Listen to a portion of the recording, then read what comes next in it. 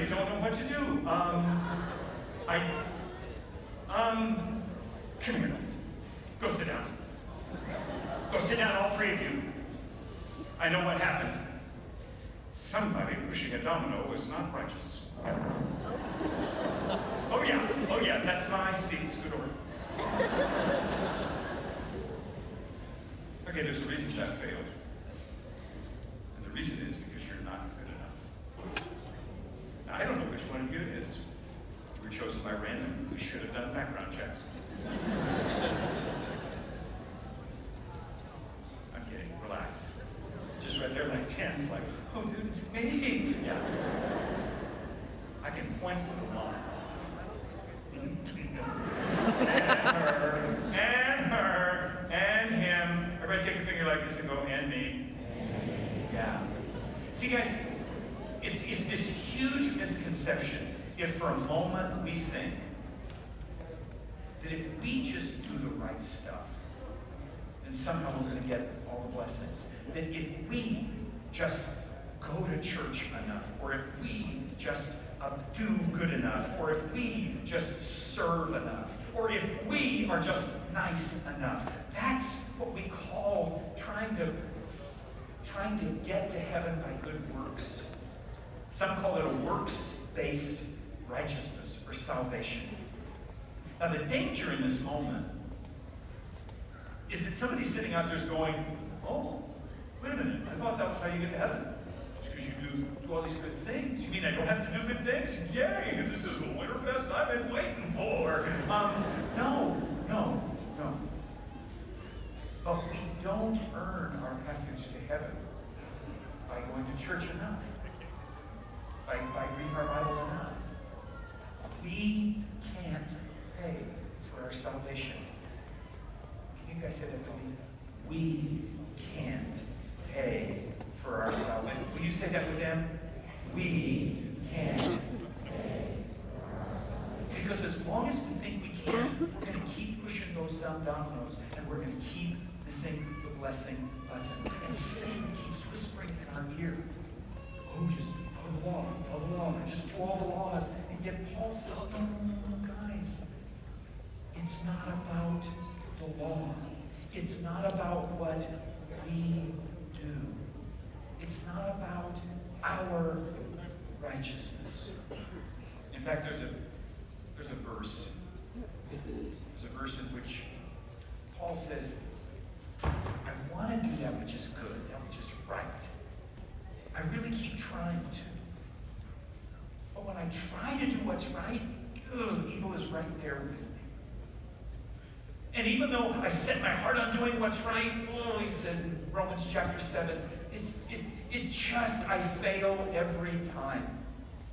So he finishes with this line, put up 7:24, 25, I think you got it, Becky. Oh, what a wretched man am I. Let's all say that, those happy words together. Here we go.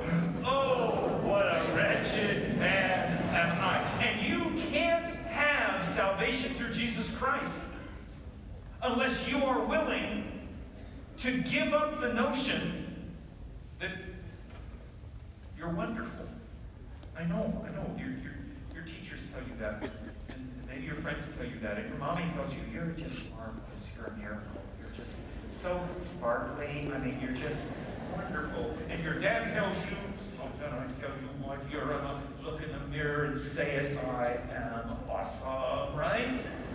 No, Tala, no! That's what we're trying to get across here. Can we say it together? Oh, what a wretched man am I. That's what we say, right? Right. And which is, I mean, honestly, it's like the least popular thing. To be telling a world that talks about self-empowerment and self-actualization and you can do it and you're special, and then to say, no, man, we're wretched, and who will rescue us? Paul asks in Romans 7. Who's going to rescue me? And, man, we've come up with a lot of answers for that. In fact, we're going to move back to the dominoes, because we've reset the dominoes, because honestly, for a lot of us, we start trying to rescue ourselves. It's probably what Paul calls living in the flesh. I'm going to move this way. And over here, when we reset these dominoes, what we start doing is Paul's language in Romans 8 is living in the flesh. Listen to Romans 8, 5. Those who live according to the flesh have their mind set on what the flesh desires. Paul goes on to explain in verse 7, the mind governed by the flesh is hostile to God. It does not submit to God's law, nor can it do so. Those who are in the realm of the flesh cannot please God. When we live out of our own means and we try and fulfill all of God's laws, well, we can't do it because we're still living in the flesh. And what a lot of people hear, when they hear that type of message in church, what they think is, oh, so if I can't make God happy, I guess I'll just try and make myself happy. And we reset the dominoes and we go for a whole new set of if statements. And they're statements that start with things like, if I could just get control.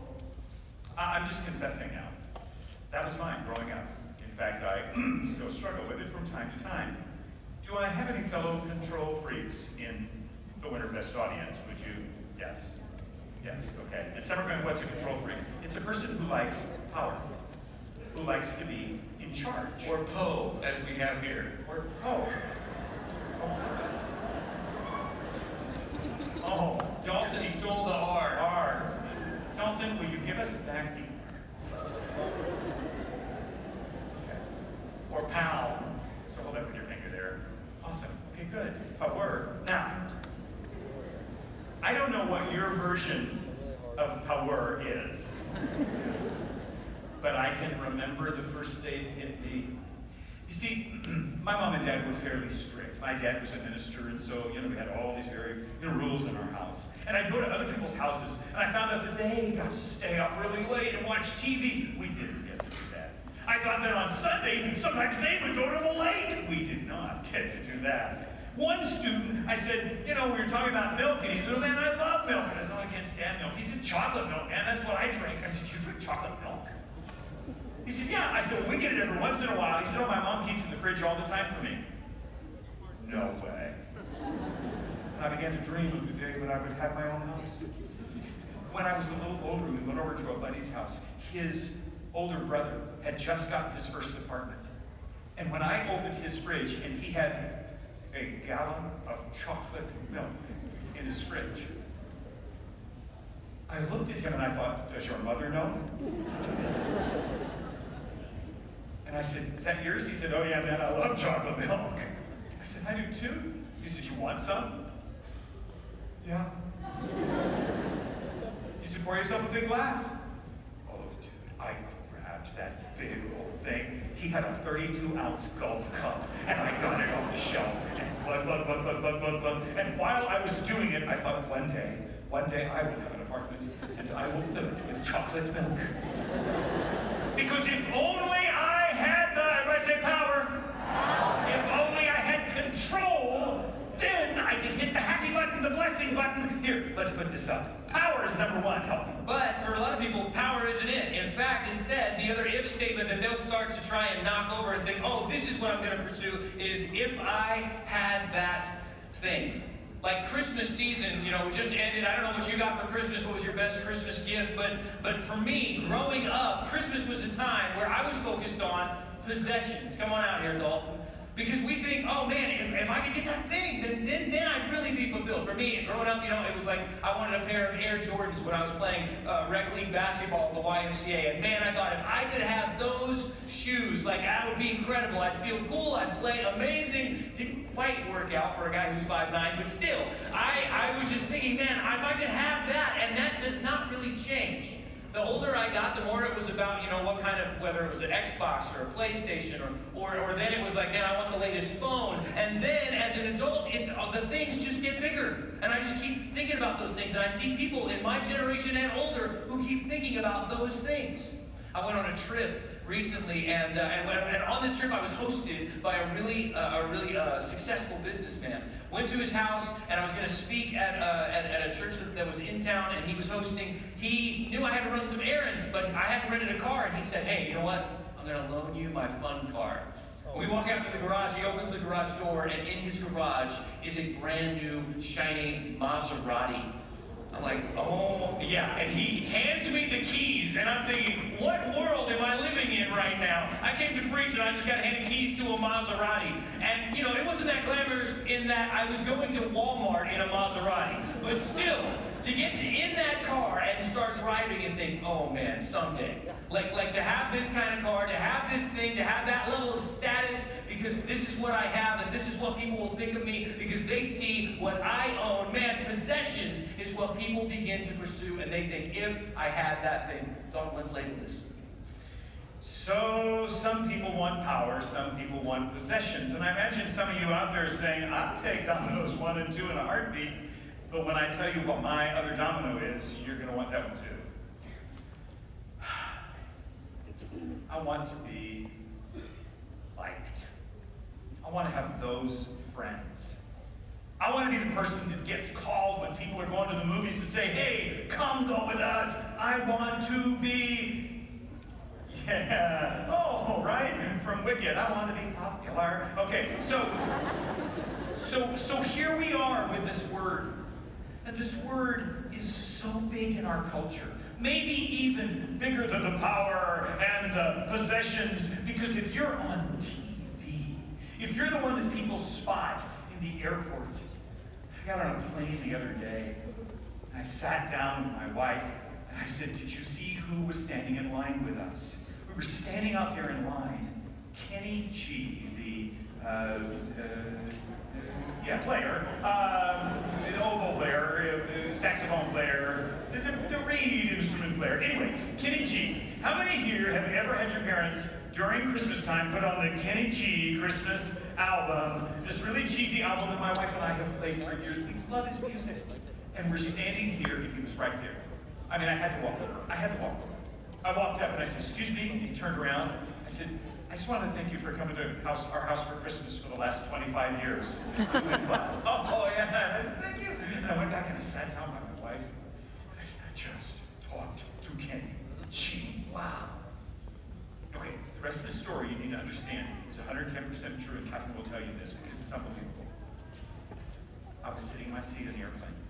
I was wearing a coat because we were flying to New York and I needed a coat to speak in there. And so I thought, I'm going to see if they'll hang up my coat up front. So I walk up front, I hand the lady my coat. And she says, yeah, I can hang it up. And I turn around, and the last row of first class, there's an African-American lady sitting staring at me. You know, I hand my coat, I smile, and she smiles this big smile and goes like this. And I'm like, okay. And I said thank you to the stewardess and turned around, and the lady points at me. And I'm thinking, oh, I know her. Where do I know her from? Oh, and she goes, are you a preacher? Oh, this is somebody that maybe goes to the church where I preach. It's a really large church that, you know, they have me preach for time to time. So I walked up and I said, hi. And I said, you go to, and I told the church name, and she says, yes, I love your preaching. I said, well, I'm Jeff. She said, I know. And I said, you look familiar, maybe we've met. What's your name? She said, well, my name is Viola Davis. Viola Davis? Okay, Viola Davis had won the Oscar that year for the movie Fences.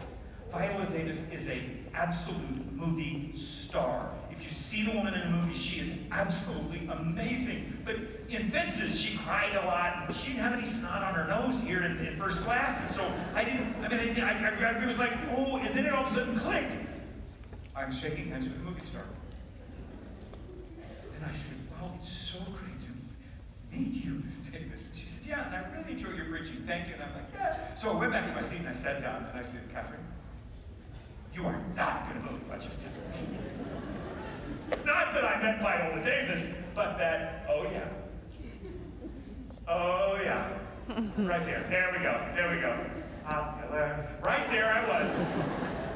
Feeling so good that Viola Davis recognized me.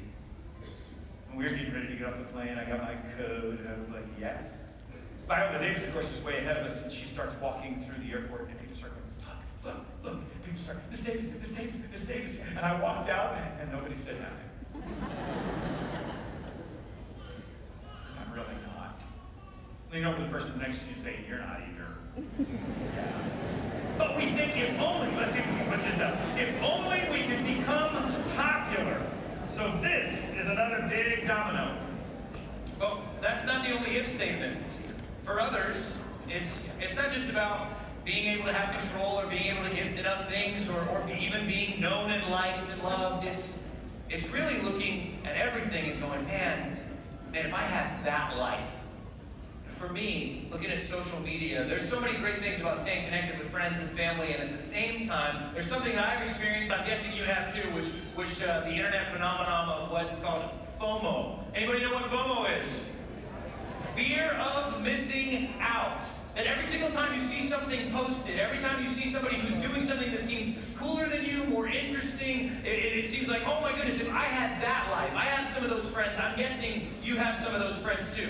They're always doing something cooler than you. Like you're hanging out with a group of friends and you guys are at a coffee shop and you do a little group selfie and you're like, oh, having a great time. And then you see their post and they've gone on some amazing trip somewhere and all their pictures are perfectly filtered and everything looks great. And what we're really getting after with this idea is like, man, if I could experience that, if I could have a life of that kind of pleasure, that kind of excitement, that kind of like thrill, and then that I could be the one posting those kind of things online. If I had that life, and over and over and over again, we find out, man, as soon as I think I have it, it's like something misses, and it's just not quite there. And yet, man, with seeing our friends and others online posting and seeing the accomplishments of other people and seeing what they have and thinking, oh man, if I could just have that life, if I could experience that, if I could live in that kind of comfort and security, if I could be pleased enough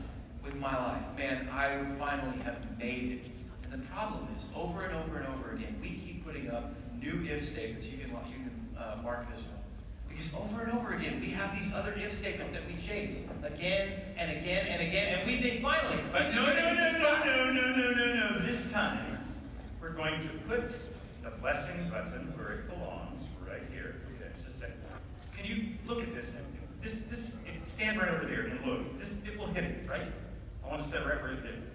Are we in a good spot? Should? Okay, good. Right here. Awesome sauce. Okay, good. All right, now, go on over this. Now, we'll be able to get the button, right?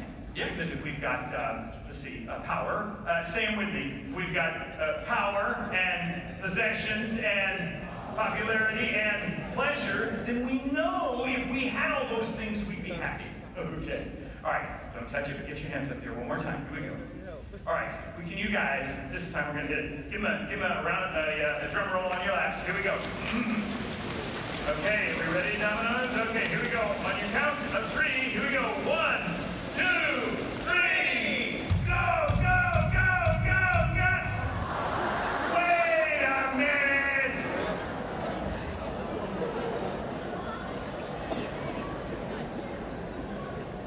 Wait a minute.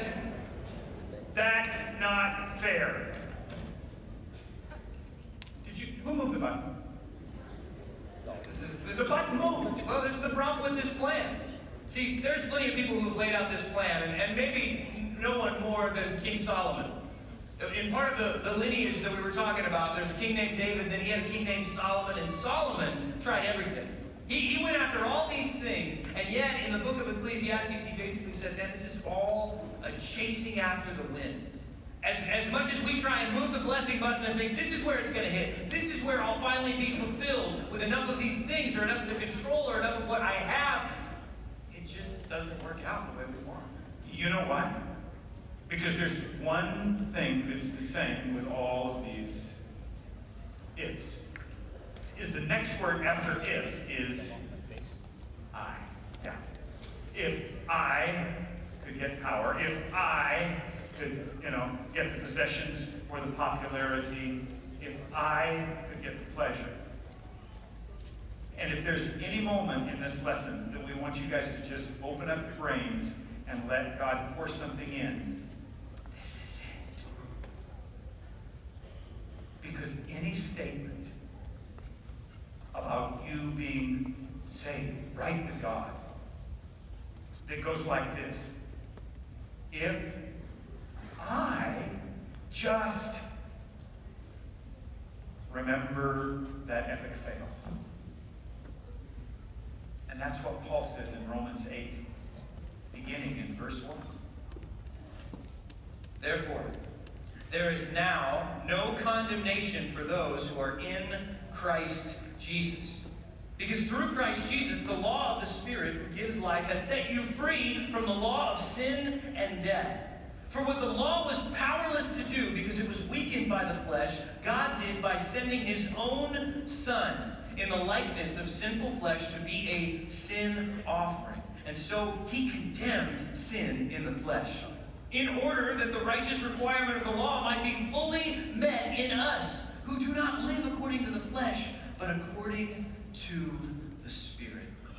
So we're going to move over here for a second and just talk. Because what we just laid out, what Paul laid out in those 4 verses, are what I'm going to call the major plot points of redemption. When you go see a film, when you go to the movie, inside the first half of the movie, you already have a takeaway of who the main character is, and what they're trying to accomplish, and how they're going to do it, what their plan is, and why. What's their motivation? Like, what's the reasoning behind all of this? You have those plot points. So when we start looking at Romans 8, we look at these first 4 verses, Paul just gave us the first plot points, the major takeaways for his plan of redemption. And it starts with who? Who's the main character? It's Jesus. And we find out, if you want to dig in and ask, okay, who is this Jesus? According to this text, Paul says this is God's own Son, who came in the likeness of sinful flesh. So what this tells us is that God sent his Son, and we believe, based on what else is in the Bible, that Jesus is God in the flesh. Hebrews, the beginning of Hebrews says that Jesus is the exact representation of God's being. Here's a 2018 way of saying it. Jesus is God's selfie. Like, if you want to know who God is, if you want to know what he's like, then you look at Jesus. He's the clearest picture of who God is. And he is the main character. He's the source of not only salvation, but also satisfaction. See, what's crazy is when we look at Jesus, we suddenly realize that he has everything that we've been chasing after. He not only has fulfilled the law, but on top of that, he's the one who has all these things that, and when people chase after power, Jesus said in Matthew 28, all authority, all power and authority has been given to me on earth and in heaven. Like, he's the one with all power. He's the one who could cast out demons. He's the one who could speak to a storm, and at his word, it would calm. He's the one who could drive out sickness, and who could heal people, who could make blind people see, who could make deaf people hear, who could make mute people speak. He could do all these things because he has all power. So we go to him knowing he is all powerful. He's the one with all possessions. I mean, he possesses all the universe. He created it all. He sustains it all. He owns it all. He has a cattle on 1,000 hills. He has all possessions. And if popularity is people knowing who you are and speaking your name, then we're told that Jesus is the name above every name. And that someday every knee will bow and every tongue will confess Jesus Christ is Lord. And when we talk about pleasure, now, we think we have some idea of what it means to be pleased, to be satisfied, and yet coming to Jesus, we find an even greater source of satisfaction and joy.